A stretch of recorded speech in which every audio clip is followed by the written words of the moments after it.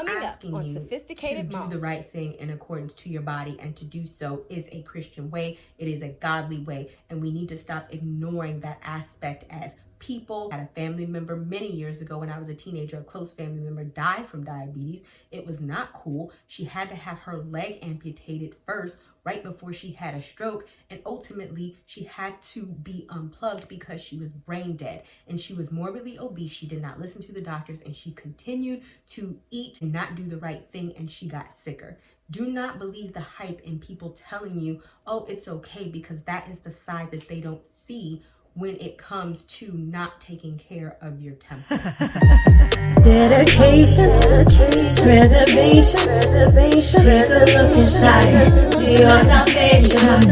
Do every good work, it takes patience, like a butterfly.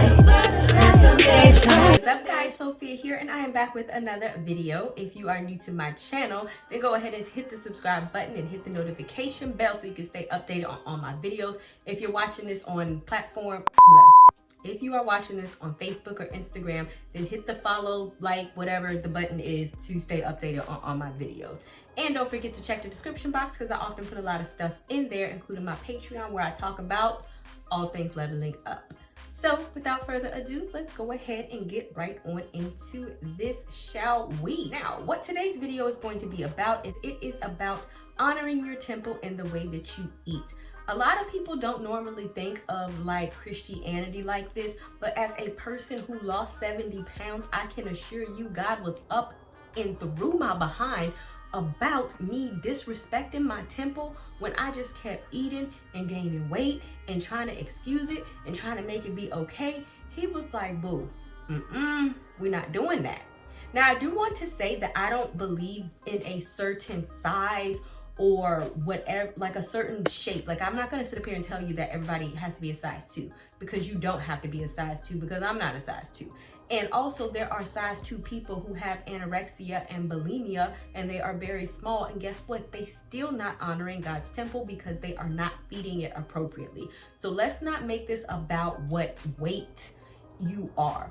We are going to make this about what are you putting into your body, and how are you feeding it, and how does your temple feel, and that taking care of it is actually honoring God. Now, the first verse we're going to go into is coming from 1 Corinthians 10:31. So then, whether you eat or you drink or whatever you do, do all to glory of our great God. I feel like in video, stop right now. That's it, right? Yeah, in video, right? Because really God tells us that. And this is not to say that you can never drink, because even Jesus drank wine.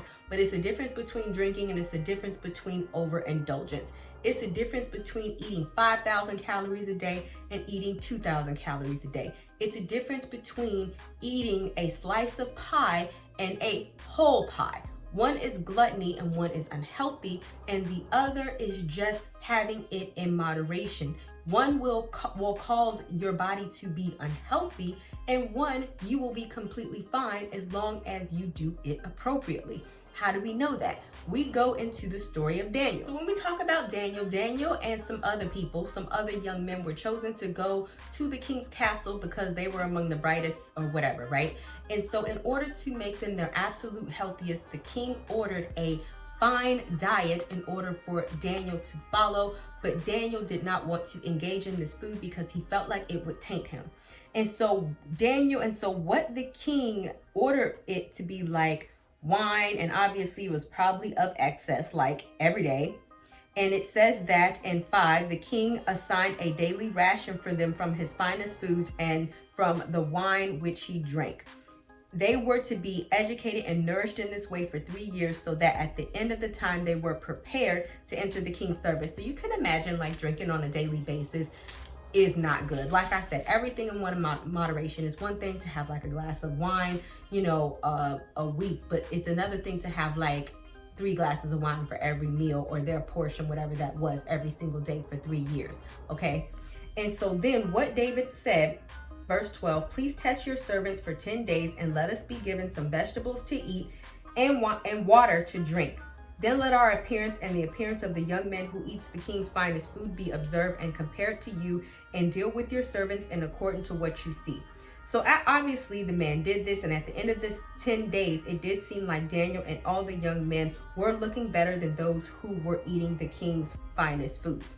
So I'm not saying that you need to turn around and be a vegetarian, because this diet was temporary. If we continue on with the story of Daniel, we know that Daniel did go on a fast, in which it specifically said again that Daniel fasted from wine. So it is obvious that Daniel did not continue this forever.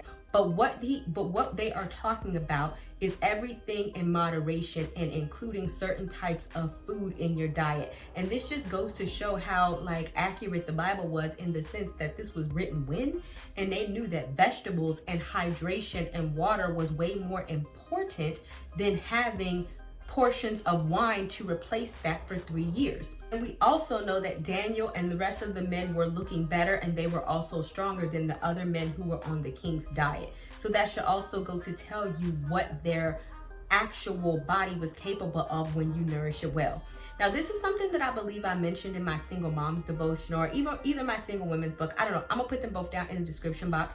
But when I was gaining weight during that time, I actually was eating like something really bad, like cookies or something, like an abundance of it. And I sat and I literally asked God, I was like, God, why did you have to make things so bad for you that have sugar in them? And God revealed this to me very clearly, in the sense when he was like, I didn't make processed sugar. What I made is what you see in Genesis. I made the plants, I made the animals, I made the all of the gardens, and I told Adam to tend the gardens. I did not put anything through that in the process machine and add all the preservatives and all of the stuff that makes us addicted to sugar. That is not of me, my dear. It was never my intention to have you guys eat and even overindulge in these sort of things. Even if you look at the aspect of wine, they come from grapes. That is a plant that God made. I am not going to sit up here and be foolish enough to tell you to give up all processed sugars or processed foods, because I know the day that we are living in. However, what I am going to tell you is that as your temple, it is your responsibility to pay attention to the amount that you are putting in, to not overindulge. And in this day and age, do not listen to the whole idea of I can continue to gain and do and eat and have whatever it is that I want, and if I gain an astronomical amount of weight, that is okay.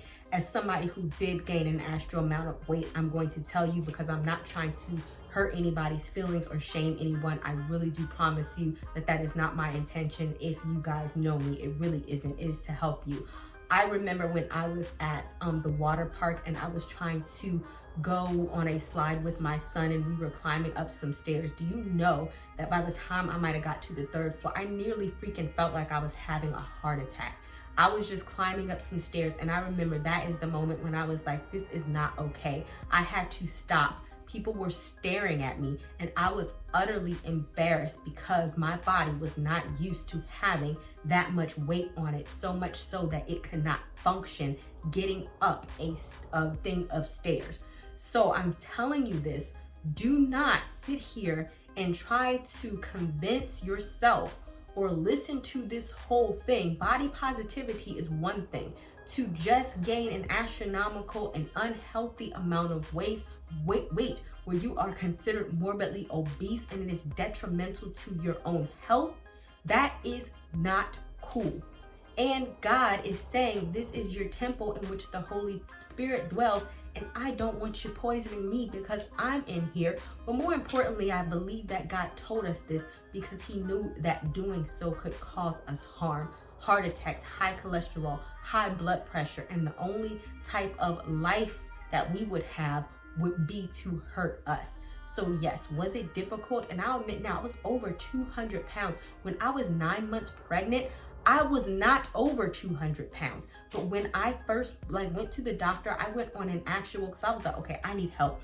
I went to an actual weight loss clinic, with a medical doctor, and I stepped on the scale. I was shocked at how much weight I had gained. When I was 9 months pregnant with my 8-pound son, who was 21 inches and 8 pounds and 4 ounces, I was at 180 at most, And 6 weeks after I had him, I was at 155. So to say that when I was not pregnant, when I stepped on that scale, that I was over 200 pounds, that is highly unacceptable. Highly unacceptable. This day and age, we're just saying, oh, just live, eat, do, be merry. It doesn't matter how big you are. It doesn't matter how much, but it does. And if you are, 6 feet and you're 200 pounds and you're telling me that you exercise every day and the doctor tells you, or that you practice a great diet and the doctor's telling you you're fine, then I am with it. That is one thing. But if you know that you're doing the right thing in regards to your body, because not everybody's going to be super skinny, I'm cool with that. But I'm just asking you to do the right thing in accordance to your body, and to do so is a Christian way. It is a godly way, and we need to stop ignoring that aspect as people, as women, and especially in the Black community where diabetes and things like that run rampant. I had a family member many years ago when I was a teenager, a close family member, die from diabetes. It was not cool. She had to have her leg amputated first, right before she had a stroke, and ultimately she had to be unplugged because she was brain dead, and she was morbidly obese. She did not listen to the doctors, and she continued to eat and not do the right thing, and she got sicker. Do not believe the hype and people telling you, oh, it's okay, because that is the side that they don't see when it comes to not taking care of your temple. Yeah.